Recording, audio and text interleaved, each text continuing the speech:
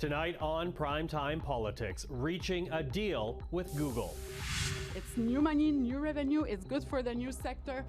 With a December deadline looming, Ottawa inks a deal with the tech giant, a $100 million annual investment for the news industry while keeping Canadian journalism on the Google platform.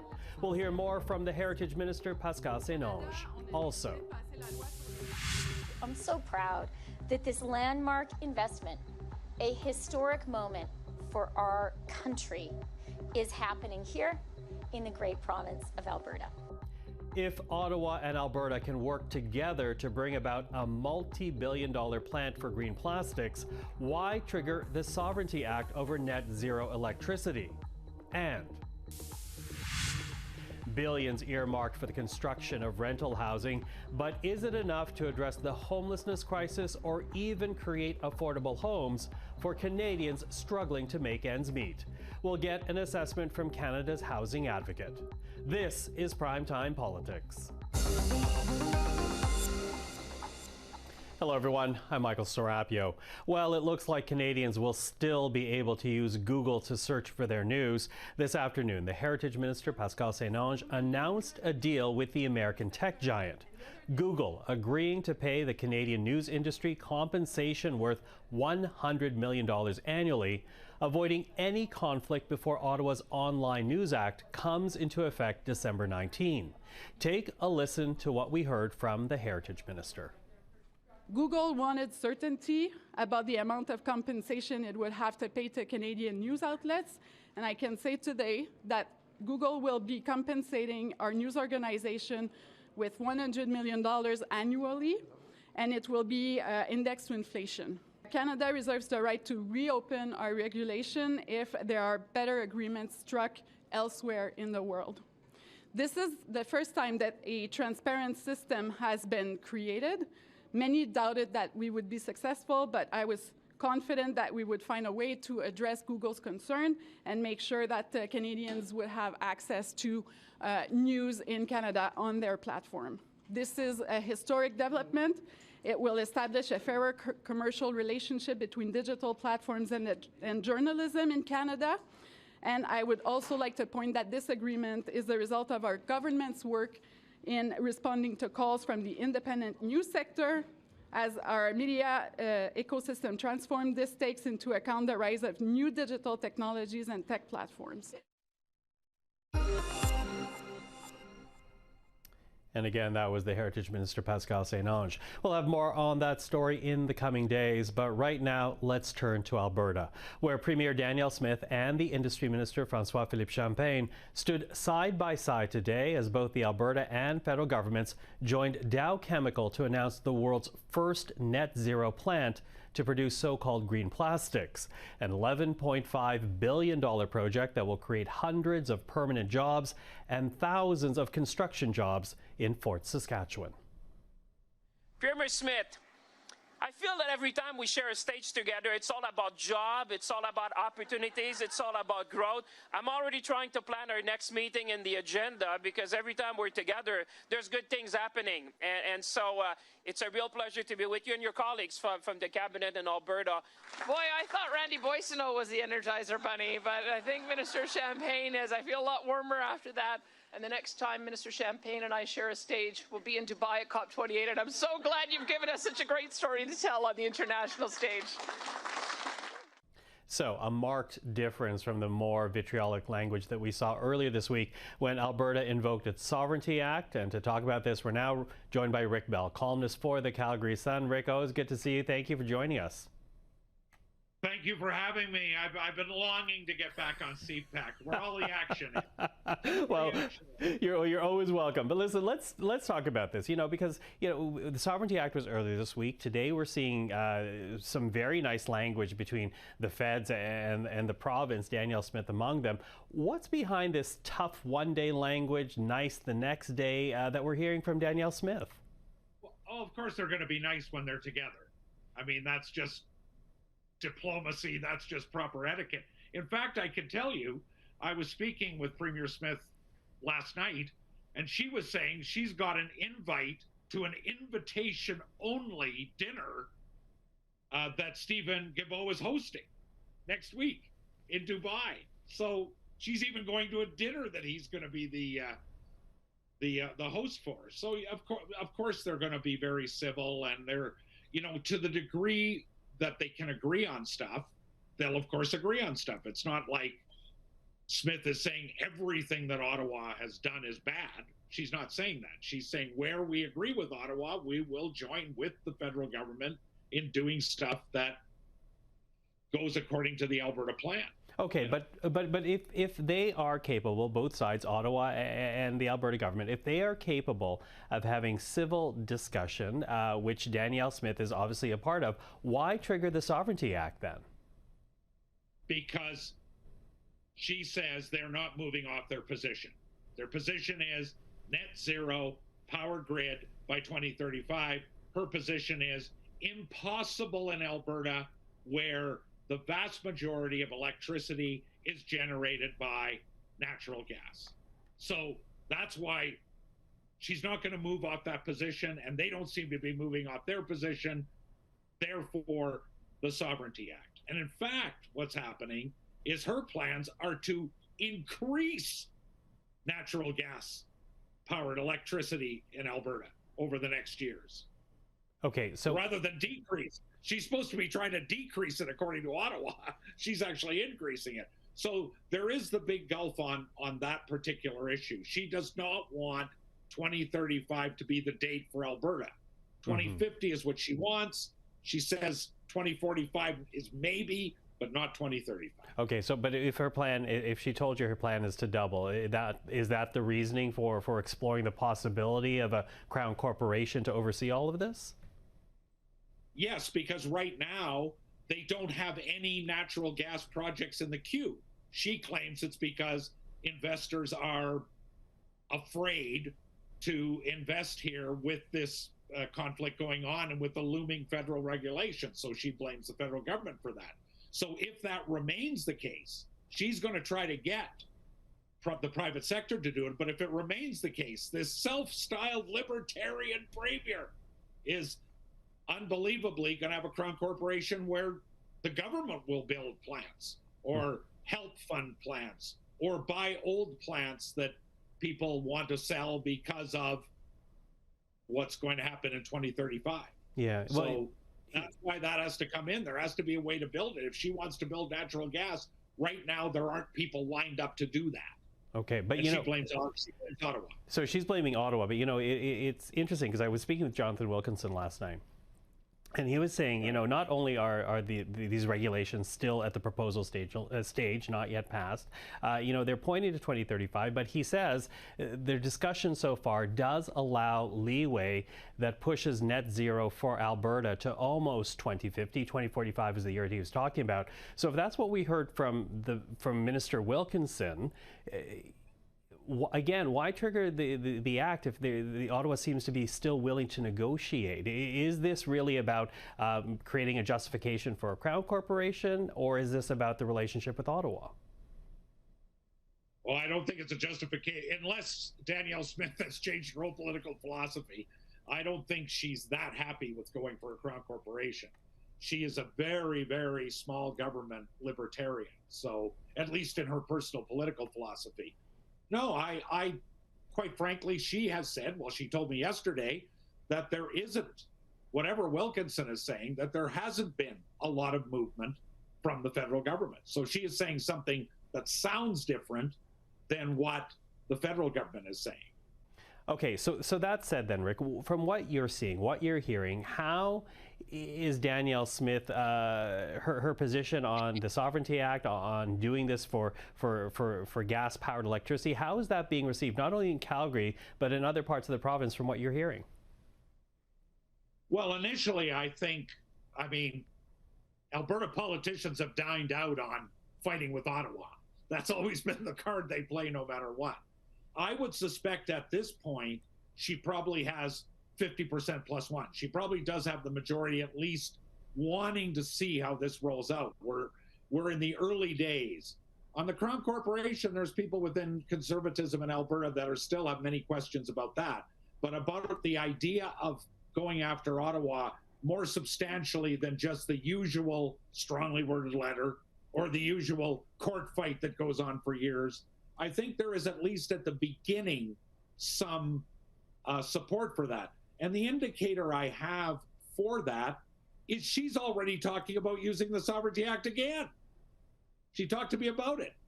There are advanced discussions going on right now for your viewers at CPAC around the cabinet table to use, sooner rather than later, the Sovereignty Act on another file. Okay. Any hint as to what file that might be, Rick? Yes, it'll be on, depending what the emissions cap on oil and gas looks like. And there's supposed to be a development on that file fairly soon. And she says, if we judge it to be unconstitutional, untenable, unattainable, hurting us, et cetera, et cetera, et cetera, that will be another one. Okay. Methane cap, another one. So they're already sitting around the cabinet table, if you can imagine this, saying, we just rolled out this one, but we're already talking about scenarios where we use it again. So it doesn't sound like she's backing away and being a little scared that this might be, the bridge too far. At least not yet. But again, we're in the very early hours of this happening.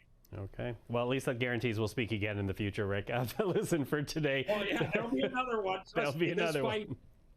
This is like, I used to cover boxing in Vegas. Yeah. And, if this is a 12-round fight, we're only in round one. Okay. Well, lots to talk about that in the future. But for now, Rick, thank you for that. Always good to see you. Thank you. Good to see you as well. Thank you.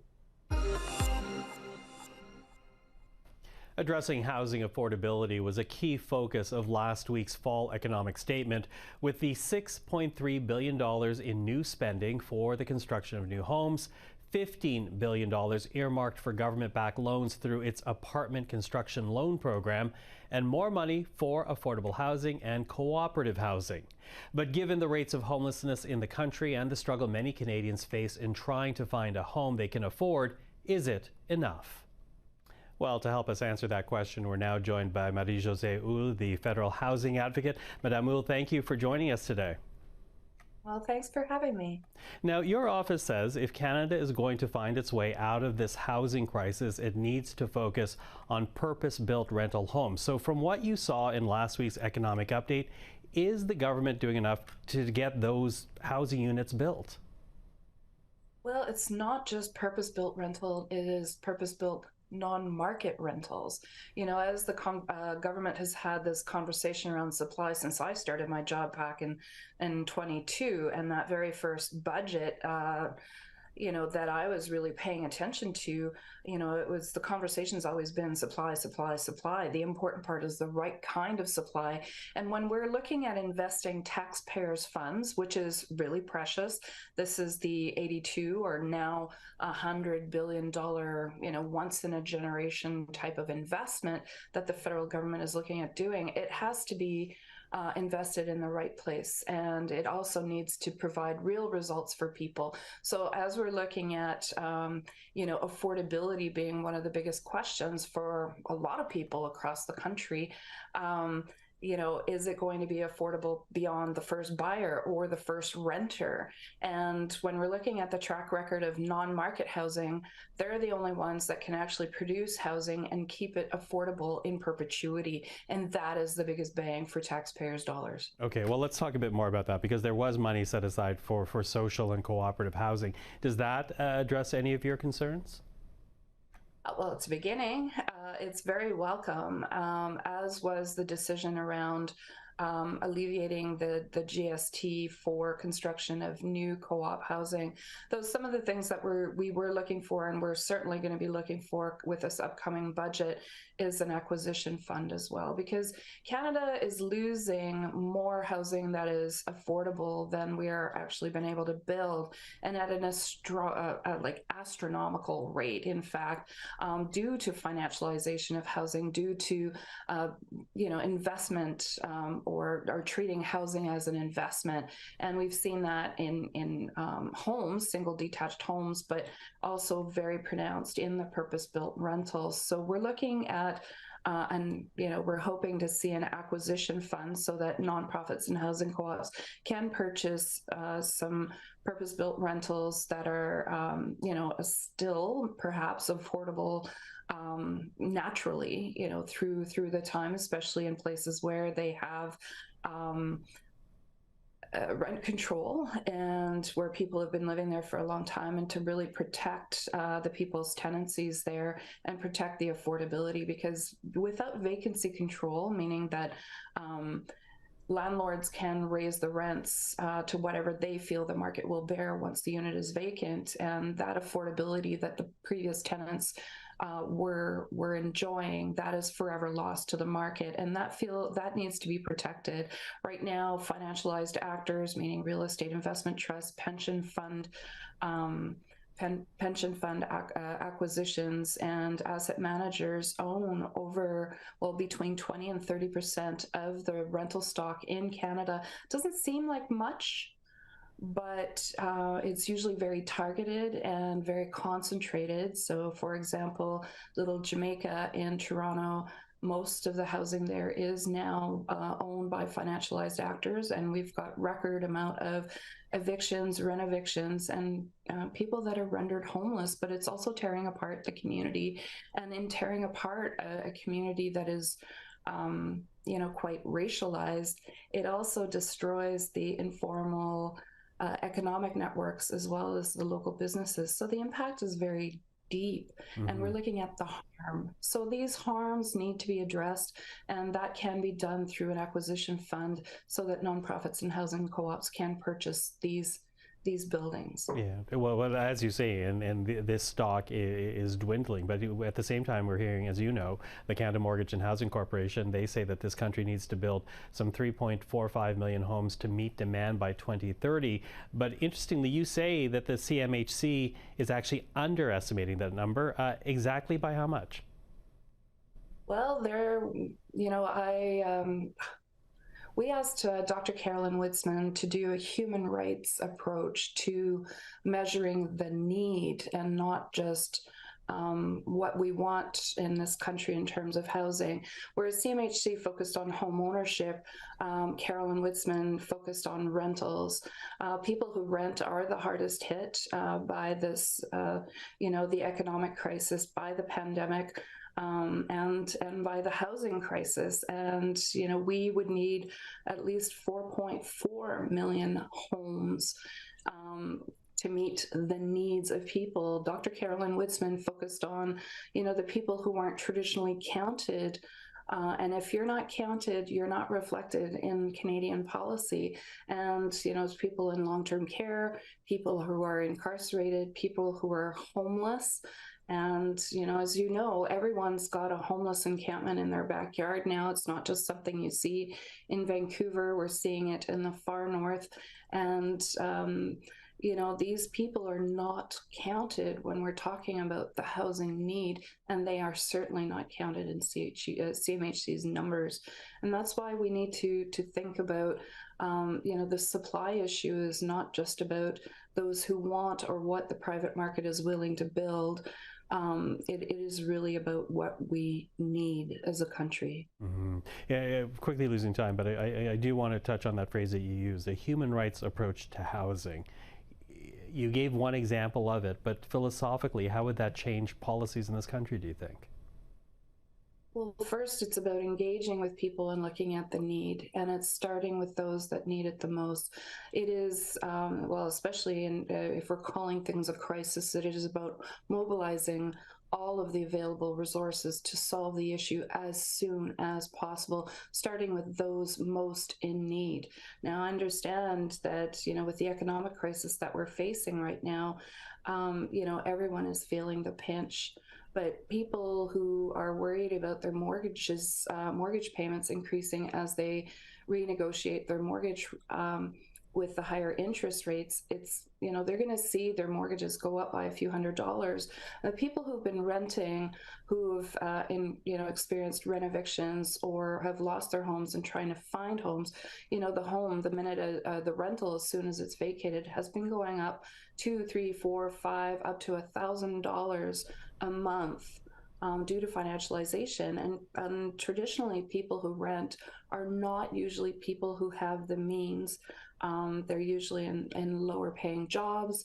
They are usually, otherwise they might have put money together to buy a house. Not everyone, but a lot, because this is kind of the housing model here in Canada. And people who have mortgages pay themselves, whereas people who pay rent pay someone else's mortgage. And they're the ones who are just that much more vulnerable. Marie-Josée Houle, thank you very much for the time. Really appreciate your insight into all of this. Oh, thank you for having me. Take care, everyone. Are Canadians getting tired of immigration? A new poll from Leger says a majority of Canadians now think this country is letting in too many people. And to talk about this, we're now joined by Bourque, Executive Vice President for Leger. Christian, thank you for joining us today. My pleasure. So let's begin with how Canadians are feeling generally about immigration right now. This country welcomed something like 437,000 immigrants in 2022, plans to welcome 465,000 this year, 500,000 by 2025. Are Canadians supportive of that plan? Less and less. We've been measuring this same variable. Is Canada admitting, or should we admit more immigrants, the same amount, or fewer immigrants in the next year? It used to be that about 30% of Canadians would say we're admitting too many immigrants. Now we're up to 48%. And when we actually spell out the exact number of immigrants we are supposed to welcome in the next year, which are the levels that were announced by the Government of Canada, then it's actually 53% of Canadians who say that's too many. So the trend is moving in that direction of Canadians feeling more and more that we are letting in too many immigrants each year. So why that level of pushback? The government makes this argument that we need higher immigration numbers to meet a shortage of workers, to pay taxes, support Canadians as the population ages, not to mention Canada's declining birth rate. Do people not see the value in bringing in more immigrants to Canada? Well, the difference between what we used to measure on this topic and what we're seeing today is now there are sort of mixed feelings about immigration. What you've just mentioned, are they great for cultural diversity in our country? Yes, 76% of Canadians agree with that. Are they good in terms of ensuring population growth in the context of an aging population? Massive majority of Canadians feel exactly the same way. Do they have a positive impact on our tax base? Yes, people agree. Where there is an issue now, and this is new of the last couple of years, and certainly post-pandemic, is 3/4 of Canadians say that immigration is contributing to our housing crisis and to the availability of affordable household or housing in Canada. So that's the new aspect, this potentially negative impact that immigration may have on our economy and certainly our access to affordable housing. Okay, so based on that then, if the economy were to improve, if housing start programs actually improve the housing stock numbers out there, do you see these numbers becoming more positive towards immigration, or is this beyond economic? Is there an attitude that's settling in? Not really. I don't believe that there is, because what we're seeing in the survey is it's not negative news about immigrants. It's negative perspectives on the impact of immigration on our economy. So if economic indicators were to improve, potentially Canadians would want to go back to this sort of welcoming country that, please come in. Even in the questionnaire, when we ask about, Ukrainian refugees that came in with the emergency status, should we welcome them now as immigrants into Canada? And a majority of Canadians say yes. So they want Canada to be a welcoming country. But right now, because of the affordability crisis that we're in, some Canadians are actually questioning the impact of immigration on our economy and ultimately on their own pocketbooks. So almost a bread and butter issue up against this idea of what Canadians want this country to be. Christian, what's also interesting when I was looking at the numbers was it's not one region versus another region on this. There seems to be a consistency as to how Canadians are feeling coast to coast to coast. Yeah, it used to be when we measured this 5, 10, 15 years ago, Quebecers were a bit more tentative when it came to immigration levels. And a large part of it was explained by sort of this this I would say fear of losing their language and culture, the sort of fear of the survival of the French language, which of course was not present in the rest of the country. Now what we're seeing is that there are no regional differences when it comes to should we welcome more, fewer, or the same amount of immigrants, because basically now it's about economics and the economics behind our immigration policy, not some other social factor that may be explaining regional differences. Well, very interesting numbers to look at. Certainly will be interesting to see the type of reaction it gets here in Ottawa. Christian Bourque, thank you very much for the time tonight. Anytime. Time now for a look at the other stories making headlines today. U.S. officials have charged an Indian national in a murder-for-hire plot to assassinate an American citizen in New York. The alleged target was a person of Indian origin and an active supporter of the Sikh separatist movement. U.S. prosecutors say the intended victim was a known associate of Hardeep Singh Nijjar, a Sikh nationalist gunned down outside his Gurdwara in Surrey, BC last spring. The Canadian government alleges the Indian government was involved in Nijjar's murder, prompting questions about how the U.S. thwarted an assassination plot when Canada could not. I'm not in a position to discuss the details of what information the police have or didn't have or are searching for. But why did what I can say differently? Well, again, I don't speak for the government of India, but what I can say is that the Canadian law enforcement agencies have been very, very much engaged with their American counterparts in these investigations. The federal government will reportedly award U.S. aerospace giant Boeing a multi-billion-dollar contract to replace Canada's aging fleet of military surveillance planes. Both the CBC and the Globe and Mail say an announcement detailing this contract will come on Thursday. Ottawa did face pressure from two premiers, industry groups, and the House Defense Committee to open up the competition for the new planes.